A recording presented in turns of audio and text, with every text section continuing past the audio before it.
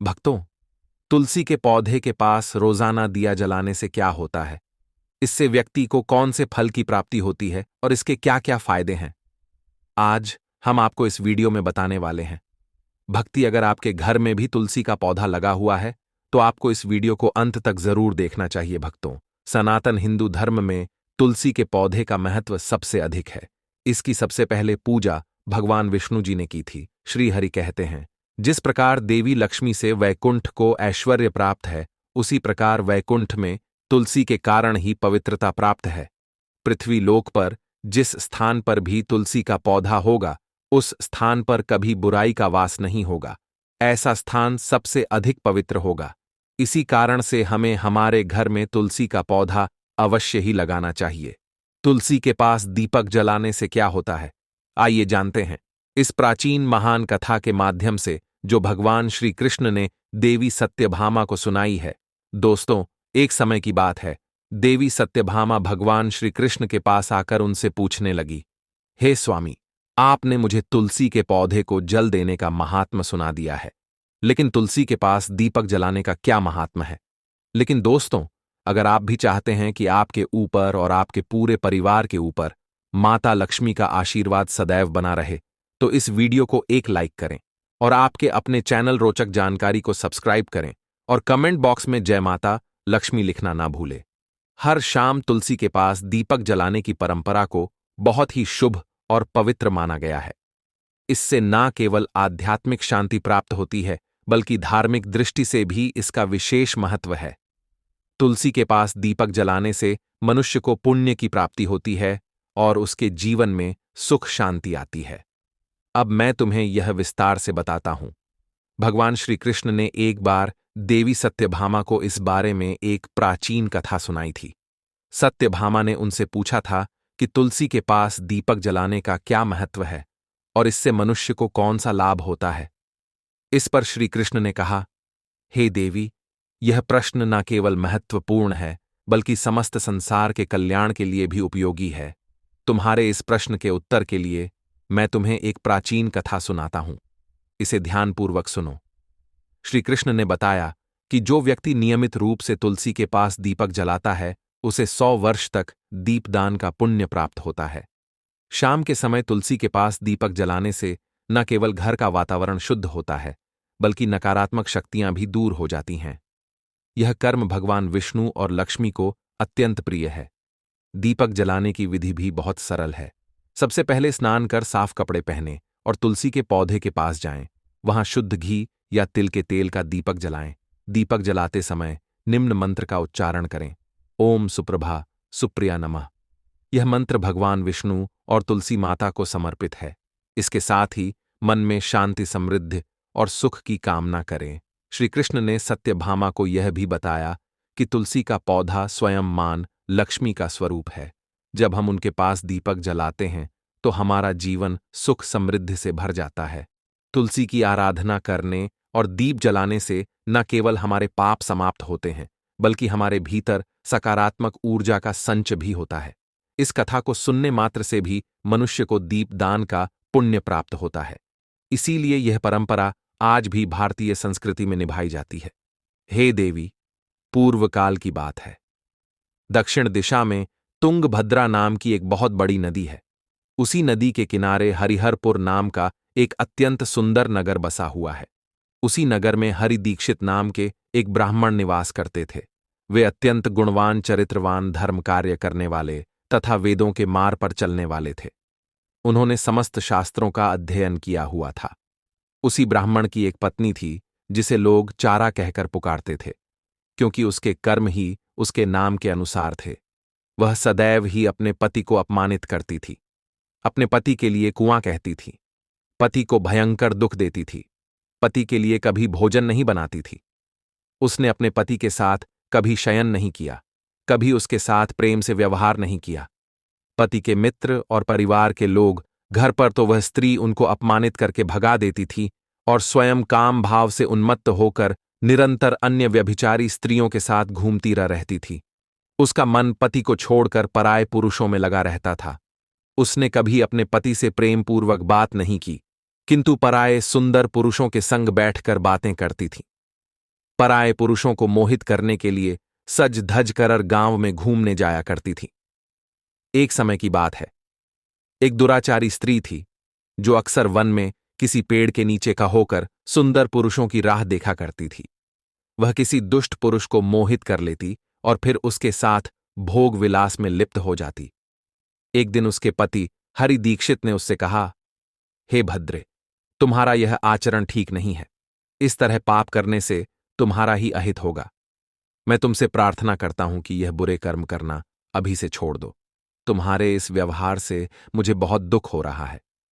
इस पर वह स्त्री गुस्से से बोली, पता नहीं मैंने कौन से पाप किए थे जो मेरा विवाह तुझ जैसे भिखारी के साथ हुआ लगता है।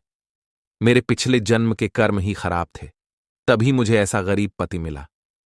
तू मेरी कोई भी इच्छा पूरी नहीं कर सकता। मैं मजबूरी में तेरी इस टूटी फूटी झोपड़ी में रह रही हूं और तेरे भिक्षा मिलाए भोजन पर निर्भर हूं। लेकिन अब मैं और यह कष्ट सहन नहीं कर सकती। किसी दिन मैं तुझे छोड़कर चली जाऊंगी। तेरे साथ रहकर मैं इस जन्म में भी पाप ही करती रहूंगी। इसीलिए अब मैं किसी धनवान पुरुष से विवाह करूंगी और एक सुखी जीवन जीऊंगी।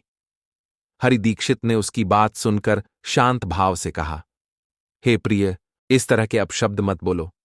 अपने पति को त्यागने का विचार मन से निकाल दो। जो स्त्री अपने पति को छोड़कर पराये पुरुष के पास जाती है, वह न केवल पाप करती है, बल्कि उसका जीवन भी बर्बाद हो जाता है। हरि दीक्षित ने उसे सही राह पर लौटने के लिए समझाया, लेकिन उस स्त्री के मन में केवल धन और सुख की लालसा भरी थी। उसका अहित ही होता है, उसे नरक में जाना पड़ता है। उस दुराचारी पत्नी ने कहा, नरक में तुम्हें जाना पड़ेगा, क्योंकि तुम कोई काम धंधा तो करते नहीं, भीख मांगकर खाते हो और मुझे भी झूठ खिलाते हो। पत्नी को दुखी और असंतुष्ट रखने वाला पति भी नरक में ही जाता है, और तुम्हारा घर कोई नरक की सजा से कम नहीं है। तुम्हारे साथ इस घर में रहने से अच्छा है मैं नरक में जाकर रहूं। इस प्रकार उस हरि दीक्षित की पत्नी ने अनेक प्रकार के कटु वचनों से अपने पति का अनादर किया और उसे अपमानित किया। श्री कृष्ण कहते हैं, हे देवी, जो स्त्री अपने पति का अनादर करती है, जो अपने पति का अपमान करती है, उसके घर में दुर्भाग्य ही आता है। पति को छोड़कर पराये पुरुष के पास जाने वाली स्त्री को नरक में दंड अवश्य ही भोगना पड़ता है। अब आगे सुनो, उस दुराचार स्त्री के साथ क्या होता है। एक दिन वह दुराचार स्त्री वन में जा जाकर एक वृक्ष के नीचे खड़ी हो गई। उसका चित्त काम से भरा हुआ था। वह किसी सुंदर कामी पुरुष की राह देख रही थी, किंतु बहुत समय बीतने के बाद भी उस स्थान पर कोई पुरुष नहीं आया। इसीलिए वह अत्यंत दुखी हो गई और प्रियतम की खोज में इधर उधर देखने लगी। उस दिन उसका सारा परिश्रम व्यर्थ हो गया। वह वहां खड़ी होकर वह नाना प्रकार की बातें कहकर विलाप करने लगी। हाय हाय, आज तो इस मार्ग से कोई भी सुंदर पुरुष नहीं आया। अब मैं कैसे अपनी काम शांति करूं? आज की रात कैसे बीतेगी? कौन मेरे सुंदर शरीर का उपभोग करेगा? मेरी जवानी और सुंदरता तो अकारण ही नष्ट हो रही है। कोई भी सुंदर शरीर को पाने की कामना नहीं करता। अब मैं कहां जाऊं? कौन मुझे अपनाए? कौन मेरे साथ भोग विलास करेगा? मेरा पति तो मूर्ख है, किंतु अब ऐसा लगता है कि संसार ही मूर्ख पुरुषों से भरा पड़ा है। कोई भी इतनी सुंदर स्त्री को पाने की कामना नहीं कर रहा है। मैं तो इतनी सुंदर हूं कि देवता भी मुझे पाने की इच्छा करेंगे, लेकिन यह संसार तो पापी और तुच्छ पुरुषों से भरा पड़ा है, जो मुझ अप्सरा जैसी सुंदर स्त्री को दुर्लक्ष्य कर रहा है। हे भगवान, कोई सुंदर, बलवान और पराक्रमी नर हो तो उसे मेरे पास भेजिए। चाहे वह मेरा भक्षण भी कर लेगा तो भी मैं प्रसन्नता से उसका आलिंगन कर लूंगी। भगवान श्री कृष्ण कहते हैं, हे देवी, इस प्रकार से वह स्त्री जोर जोर से विलाप करने लगी। उसी जंगल में एक भयानक बाघ निवास करता था। उस पापिनी स्त्री की आवाज सुनकर वह जाग गया और उछलकर उस स्त्री का भक्षण करने के लिए उसके पास आ गया। उस बाघ का नाम था ध्वंस। ध्वंस का रूप अत्यंत भयानक था। उसका शरीर काले और नारंगी धारियों से युक्त था, जो जंगल की छाया में घुल मिल जाता था। उसकी आंखें अंगारे की तरह लाल थी, जो अंधेरे में भी चमकती थीं। उसके जबड़े से लंबे तीक्ष्ण दांत बाहर निकले हुए थे, जो किसी भी जीव को चीरने के लिए पर्याप्त थे। उसकी गहरी गर्जना पूरे वन में गूंजती थी, जिससे आसपास के जीव कांप उठते थे। ध्वंस की लंबी मजबूत पूंछ उसकी ताकत का प्रतीक थी। वह अपनी मांसल बलिष्ठ टांगों से जंगल में तेजी से दौड़ सकता था। ध्वंस का पूरा शरीर शक्तिशाली मांसपेशियों से भरा हुआ था, जिससे वह एक ही झपट्टा में अपने शिकार को धराशायी कर सकता था। उसकी नाक से बार बार गर्म सांसें निकलती, मानो वह हर पल अपने अगले शिकार की तलाश में हो। का एकमात्र लक्ष्य उन पापी और दुराचारी लोगों का भक्षण करना था जिन्हें उसकी नियति ने उसे सौंपा था। उस भयंकर बाघ को अपने सामने खड़ा हुआ देखकर उस स्त्री के पसीने छूटने लगे। वह भय से थर थर कांपने लगी। वह स्त्री कुछ करती, इतने में ही उस बाघ ने अपने पंजे से उसे घायल कर दिया। वह स्त्री जमीन पर गिर पड़ी और गिरते ही चिल्लाते हुए बोली, अरे बाघ, तू यहां क्यों आया है? मुझे क्यों मार रहा है? मैं तो यहां अपने प्रियतम को ढूंढने आई थी। तू मुझे छोड़ दे। मुझे खाकर तुझे क्या मिलेगा? उस स्त्री की बात सुनकर वह भयानक बाघ पल भर के लिए रुका और हंसते हुए बोला, हे दुष्टा, आज विधाता ने तुझे मेरा भोजन बनाया है। तुझ जैसी पापिनी स्त्रियों का भक्षण करना ही मेरा धर्म है। ऐसा करने से ही मुझे इस शरीर से मुक्ति मिलेगी। यह सुनकर स्त्री ने कहा, हे बाघ, तुम कौन हो? सच सच बताओ, तुम्हें किस कारण से बाघ बनना पड़ा और तुम हम जैसी स्त्रियों का भक्षण क्यों करते हो? पहले मुझे सब कुछ विस्तार से बताओ, फिर चाहो तो मेरा भक्षण कर लेना। तब वह बाघ, जिसका नाम ध्वंस था, बोलने लगा, हे पापिनी, मैं तुम्हें मेरे पिछले जन्म की कहानी सुनाता हूं। जान लो कि किस वजह से मुझे बाघ बनना पड़ा। पुराने समय की बात है। दक्षिण के एक क्षेत्र में अमलापाहा नाम की एक पवित्र नदी बहती थी। उसी नदी के किनारे पर मुनिपर्णा नाम की एक नगरी बसी हुई थी। यह नगरी अपने सुंदर मंदिरों, शांत वातावरण और धार्मिक अनुष्ठानों के लिए प्रसिद्ध थी। वहीं एक ब्राह्मण परिवार रहता था। मैं उसी परिवार में जन्मा था। मेरा नाम वेदानंद था। मेरे पिता एक आदर्श ब्राह्मण थे जो यज्ञ, हवन और धार्मिक अनुष्ठानों का पालन करते थे। उस बाघ ने आगे कहा, हे स्त्री, मैंने अपनी किशोरावस्था में वेदों का अध्ययन किया और यज्ञ आदि धार्मिक कार्यों में पारंगत हो गया। लेकिन जैसे जैसे मैं बड़ा हुआ, मेरे मन में धन का लोभ बढ़ता गया। अनेक यज्ञों का आयोजन किया, लेकिन वे यज्ञ धार्मिक उद्देश्य से नहीं, बल्कि धन संग्रह के लिए थे। मैं उन पापियों के लिए भी यज्ञ करता था जो धर्म से दूर थे और उनके घर का भोजन करता था। मैंने धन के लोभ में उनके अनैतिक कार्यों का समर्थन भी किया। धर्म के मार्ग से भटकते हुए मैंने उन वस्तुओं का दान भी स्वीकार किया जिन्हें ब्राह्मण को नहीं लेना चाहिए। मेरा मन इतना लोभी हो गया था कि मैं ऋण के बहाने दूसरों से धन लेता और फिर उसे कभी वापस नहीं करता। मैंने अनेक प्रकार के छलकपट किए और इस प्रकार पाप करते हुए कई वर्ष बीत गए। समय के साथ मेरा शरीर कमजोर हो गया, बाल सफेद हो गए, आंखें धुंधली हो गईं और मुंह के दांत गिर गए। परंतु धन का लोभ अब भी मेरे मन से नहीं गया और मैं पाप करता रहा।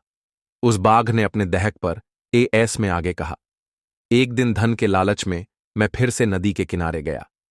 मैंने वहां अन्य चालाक और कपटी ब्राह्मणों के साथ मिलकर लोगों को धोखा दिया। हम सब ने झूठे मंत्रों का जाप किया और बिना किसी विधि विधान के देवी देवताओं की पूजा की। हमारा केवल एक ही मकसद था, ज्यादा से ज्यादा धन दान में लेना। हमने धर्म के नाम पर लोगों को ठगने में कोई कसर नहीं छोड़ी। उस दिन मैंने काफी धन इकट्ठा किया, लेकिन तभी मेरे साथ एक भयानक घटना घटी। मैं नदी के किनारे बैठा हुआ था। तभी एक बीमार और भटका हुआ कुत्ता मेरे पास आया। मैंने उसे दुत्कार कर भगा दिया, लेकिन वह गुस्से में आ गया और मेरे पैर में काट लिया।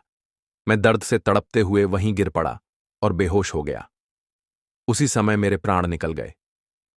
मेरी मृत्यु के तुरंत बाद 2 यमदूत प्रकट हुए। उनका रूप बड़ा ही डरावना और भयानक था। उनके हाथों में लोहे की मोटी जंजीरें थीं। उन्होंने मुझे पकड़ा और घसीटते हुए यमलोक की ओर ले गए। वहां मुझे यमराज के सामने पेश किया गया। राज अपने दिव्य सिंहासन पर विराजमान थे। उन्होंने चित्रगुप्त को आदेश दिया कि मेरे कर्मों का लेखा जोखा प्रस्तुत करें। चित्रगुप्त ने गंभीर स्वर में कहा, हे धर्मराज, यह ब्राह्मण जिसका नाम वेदानंद है ने अपने जीवन में घोर पाप किए हैं। इसने धर्म के नाम पर लोगों को ठगा, झूठे मंत्रों का जाप कर यज्ञ किए और भगवान का अपमान किया है। यह धन के लालच में धर्म से दूर हो गया। इसने कभी भी धर्म का पालन नहीं किया, इसीलिए यह पापी ब्राह्मण नरक जाने के योग्य है। फिर यमराज ने अपने दूतों को आदेश दिया, इस पापी को नरक की अग्नि में डाल दो, यह वहां जाकर अपने कर्मों का फल भोगे। इसके बाद मुझे नरक की भयंकर अग्नि में डाल दिया गया। वर्षों तक मैंने वहां की यातनाएं सहन की। मेरी आत्मा को भयंकर पीड़ा सहनी पड़ी। अनेक वर्षों की सजा के बाद मेरे पापों के कारण मुझे बाघ का शरीर प्राप्त हुआ और मैं इस दुर्गम वन में निवास करने लगा। ध्वंस ने अपनी कहानी को समाप्त करते हुए कहा, अपने पूर्व जन्म के पापों का प्रायश्चित करते हुए मैंने संकल्प लिया कि मैं कभी भी महात्मा साधु पुरुष या सती स्त्रियों का भक्षण नहीं करूंगा। मैं केवल उन पापियों, दुराचार और कुल्लटा स्त्रियों का ही भक्षण करता हूं जिन्होंने अपने जीवन में अधर्म के मार्ग पर चलकर दूसरों को दुख दिया है। मुझे विश्वास है कि ऐसा करने से मुझे मेरे पापों से मुक्ति मिलेगी और मैं इस शरीर से जल्द ही मुक्त हो जाऊंगा। श्री कृष्ण कहते हैं, हे देवी, इस प्रकार से उस बाघ ने अपने पूर्व जन्म का वृतांत सुना दिया और उस स्त्री से कहने लगा, हे पापिनी, तेरे आचरण से तू कुल्लटा दिखाई पड़ती है। अपने पति को छोड़कर तू इस वन में अन्य पुरुषों के साथ भोग विलास करने के लिए आई है, इसीलिए आज तू मेरा ग्रास अवश्य बनेगी। इतना कहकर उस बाघ ने अपने तीक्ष्ण नाखूनों से उस पापी स्त्री को मारकर उसे खा लिया और फिर वह बाघ उस स्थान से चला गया। उस स्त्री की मृत्यु के बाद उस स्थान पर यम के 2 दूत प्रकट हुए और उस पापिनी स्त्री को उठाकर संयमनीपुरी में ले गए। वहां पर उसे यमराज के सामने खड़ा किया गया। फिर चित्रगुप्त ने उस स्त्री का लेखा जोखा निकालते हुए यमराज से कहने लगे, हे धर्मराज, यह स्त्री तो अत्यंत पापिनी है। इसने घोर पाप किए हैं। इसने व्यभिचार किया है। इसने अपने पति की कभी सेवा नहीं की। अपने पति को भूलकर पराए पुरुष के संग भोग विलास किया करती थी।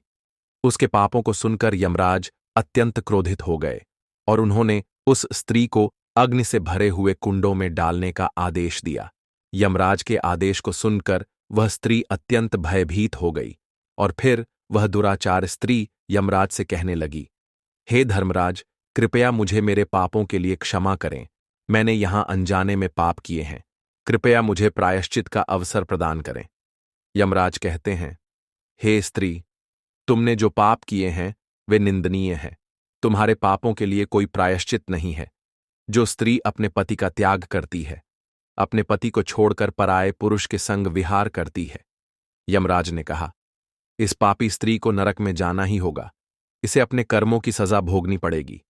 फिर यमराज ने अपने दूतों से आदेश दिया, हे दूतों, इस पापिनी को लेकर जाओ और इसे भयंकर नरकों में डाल दो। यही इसका उचित स्थान है। यमदूत उस स्त्री को नरक में ले गए।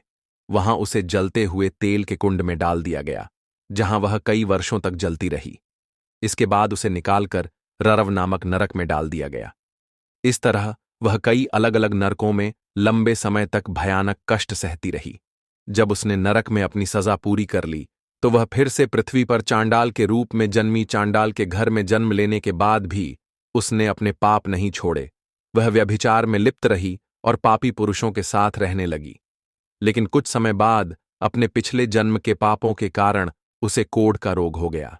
उसका शरीर जगह जगह से सड़ने लगा और वह असहनीय पीड़ा सहने लगी। उसकी आंखों में भयंकर जलन थी और हर अंग दर्द से जलता था। इस तरह पीड़ा सहते सहते वह दिन बिताने लगी। फिर एक दिन उसने तीर्थ में स्नान करने का विचार किया और अंतपुर नामक स्थान की ओर जल दी। वहां पहुंचकर वह एक आश्रम के बाहर रहने लगी। उस आश्रम में एक तुलसी का पौधा था। उसने देखा कि कई महिलाएं वहां तुलसी के पास दीपक जलाकर पूजा कर रही थीं। यह देखकर उस पापिनी को बड़ा आश्चर्य हुआ। फिर एक दिन वहां पर निवास करने वाले एक साधु से उस स्त्री ने पूछा, हे साधु महाराज, यह कौन सा पौधा है और यह स्त्रियां इसके नीचे दीपक क्यों जला रही हैं? तब उस साधु ने कहा, हे कल्याणी, यह अत्यंत पवित्र तुलसी का पौधा है। इसके दर्शन करने मात्र से ही संकटों का नाश है। इस तुलसी को जल देने से देवी देवताओं की कृपा प्राप्त होती है तथा इस वक्त पौधे के पास दीपक जलाने से समस्त पाप नष्ट होते हैं। उस साधु की बात सुनकर उस स्त्री को बड़ी प्रसन्नता हुई और उसने साधु से कहा, हे साधु महाराज, यदि कोई अत्यंत पापिनी स्त्री भी इसके पास दीपक जलाएगी तो उसके पाप नष्ट होंगे। क्या वह साधु कहते हैं, हे पुत्री, यह सत्य है। यदि किसी स्त्री ने घोर पाप भी किए हो, तब भी उसके पाप नष्ट होते हैं। उसके सभी जन्मों के पाप भी तुलसी के पास दीपक जलाने से नष्ट होते हैं। किंतु हे पुत्री, तुम कौन हो और किस कारण से यह प्रश्न पूछ रही हो? वह स्त्री कहती है, हे साधु महाराज, मैं महापापिनी हूं। मैंने व्यभिचार किया है तथा अनेक प्रकार के पाप किए हैं। मेरे पापों के कारण ही मेरी ऐसी दुर्दशा हुई है। कृपया मुझे पापों से मुक्ति का उपाय बताइए। साधु कहते हैं, हे पुत्री, अब से तुम नित्य इस तुलसी के पास दीपक जलाओ। तुम्हारे समस्त पाप और दोष समाप्त हो जाएंगे। उस साधु की बात सुनकर उस पापी स्त्री ने भी वही किया। उसने तुलसी के पौधे के पास एक दीपक जलाया। इसके बाद वह रोज तुलसी के पास दीपक जलाने लगी। फिर एक दिन जब वह शाम के समय तुलसी के पास दीपक जला रही थी, अचानक उसका हृदय फट गया और वहीं उसकी मृत्यु हो गई। वह स्त्री जमीन पर निर्जीव पड़ी रही। कुछ समय बाद यमराज के 2 दूत उसे यमलोक ले जाने के लिए वहां आए। जैसे ही उन्होंने उस स्त्री को अपने पाश में बांध कर ले जाना शुरू किया, अचानक भगवान विष्णु के 2 पार्षद वहां प्रकट हुए। वे पार्षद दिव्य आभा से युक्त थे। उनके शरीर से निकलने वाली स्वर्णिम किरणें चारों ओर का अंधकार दूर कर रही थीं। उनका रूप इतना मोहक और दिव्य था कि उन्हें देखकर किसी का भी हृदय श्रद्धा और भक्ति से भर जाता। उनके चेहरे पर एक शांत मुस्कान थी जो उनकी करुणा और दया को प्रकट कर रही थी। वे रत्न जड़ित रेशमी वस्त्र पहने हुए थे जो नीले और सुनहरे रंग में चमक रहे थे। ऐसा लग रहा था मानो वैकुंठ का सारा सौंदर्य उनके व्यक्तित्व में समाया हुआ हो। उनके कानों में सुनहरे कुंडल झूल रहे थे जिनसे दिव्य संगीत की ध्वनि सी प्रतीत हो रही थी।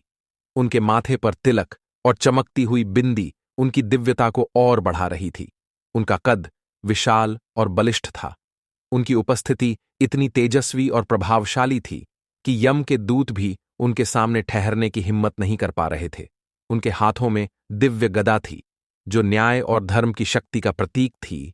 वे उस स्त्री को अपने दिव्य स्पर्श से मुक्ति का आश्वासन देने आए थे, जिससे उसके सभी पाप नष्ट हो सके और उसे स्वर्ग की यात्रा अधिकारी बना सके। उन पार्षदों ने यमराज के दूतों को रोक लिया और कहने लगे, हे यमदूतों, इस स्त्री को तुम छोड़ दो। यह स्त्री नरक जाने के योग्य नहीं है। तुम किसके आदेश से ऐसा अधर्म कर रहे हो? फिर यम के दूत कहने लगे, हे पार्षदों, हम यमराज के आदेश से इस पापी स्त्री को उठाकर ले जा रहे हैं, किंतु आप हमें किस कारण से रोक रहे हो? यह स्त्री अत्यंत पापी है। इसे नरक में ले जाने की आज्ञा मिली है। यह सुनकर भगवान विष्णु के पार्षद मुस्कुरा आए और बोले, हे यमदूतों, तुम सत्य बोलते हो, लेकिन इस स्त्री का एक ऐसा पुण्य भी है जो इसके समस्त पापों को मिटा चुका है। क्या तुमने देखा नहीं कि इसने अपने जीवन में संध्या के समय तुलसी के समीप दीपक जलाया है? यमदूतों ने चकित होकर पूछा, हे पार्षदों, क्या केवल तुलसी के समीप दीपक जलाने से इसके समस्त पाप नष्ट हो सकते हैं? भगवान विष्णु के पार्षदों ने गहन दृष्टि से यमदूतों की ओर देखा और समझाया। विष्णु के पार्षदों ने यमदूतों से कहा, तुम शायद यह बात नहीं समझते कि तुलसी भगवान विष्णु को अत्यंत प्रिय है। जो भी भक्त श्रद्धा और भक्ति से तुलसी के पास दीपक जलाता है, वह विष्णु की कृपा का पात्र बन जाता है। खासकर संध्या के समय दीपक जलाने का पुण्य अनंत गुना बढ़ जाता है। यह पुण्य न केवल पापों को नष्ट करता है, बल्कि स्वर्ग का मार्ग भी प्रशस्त करता है। यह स्त्री भी सच्चे मन से तुलसी का पूजन करती रही और उसने श्रद्धा से दीपक प्रज्वलित किया। इसी कारण इसके सारे पाप जलकर राख हो चुके हैं। अब यह नरक जाने के योग्य नहीं है। यमदूतों ने सिर झुकाते हुए और हाथ जोड़कर कहा, हे पार्षदों, आप सत्य कह रहे हैं। हमें इसकी भक्ति के बारे में जानकारी नहीं थी। यदि यह भगवान विष्णु की प्रिय भक्त है, तो हम इसे नरक कैसे ले जा सकते हैं? विष्णु के पार्षदों ने मधुर स्वर में कहा, यही कारण है कि अब तुम इसे यहीं छोड़कर लौट जाओ। इसने तुलसी की सेवा की है और दीपक की रोशनी में अपने सारे पापों को भस्म कर दिया है। अब यह विष्णु लोक में जाने योग्य है। वहां इसका स्वागत होगा, क्योंकि यह अब स्वर्ग की अधिकारी बन चुकी है। पार्षदों की यह बात सुनकर यमदूतों ने उस स्त्री को वहीं छोड़ दिया और यमलोक लौट गए। यमलोक पहुंचकर उन्होंने यमराज को पूरी घटना विस्तार से सुना दी। फिर भगवान विष्णु के पार्षद उस स्त्री को दिव्य विमान में बिठाकर स्वर्गलोक ले गए। भगवान श्री कृष्ण कहते हैं, हे देवी सत्यभामा। इस प्रकार से तुलसी के पास केवल दीपक जलाने मात्र से ही मनुष्य के सभी पाप नष्ट हो जाते हैं। जो स्त्री नित्य शाम को तुलसी के पास दीपक जलाती है, वह सौभाग्यशाली बनती है। उसके पूर्व जन्मों के सभी पाप नष्ट हो जाते हैं, उसे सुख समृद्धि की प्राप्ति होती है। रोज तुलसी के पास दीपक जलाते समय इस मंत्र का उच्चारण करना चाहिए। ओम तुलसी देव च विद्महे विष्णु प्रयाय च धीमहि तन्नो वृंदा प्रचोदयात्। श्री कृष्ण कहते हैं, हजारों अमृत के घड़ों से नहलाने पर भी श्रीहरि को उतनी तृप्ति नहीं होती जितनी वे मनुष्यों के द्वारा तुलसी का एक पत्ता चढ़ाने से प्राप्त करते हैं। हमारे प्रिय दर्शकों, यह तमाम जानकारी जन रुचि को ध्यान में रखकर दी जा रही है। ज्योतिष और धर्म के उपाय को अपनी आस्था और विश्वास पर आजमाएं। इस संदर्भ में हम किसी भी प्रकार का कोई दावा नहीं करते हैं। अगर आपको यह जानकारी पसंद आई हो तो इस वीडियो को एक लाइक जरूर करें और कमेंट बॉक्स में सच्चे मन और सच्चे हृदय से जय माता लक्ष्मी जरूर लिखें। जय श्री राम दोस्तों।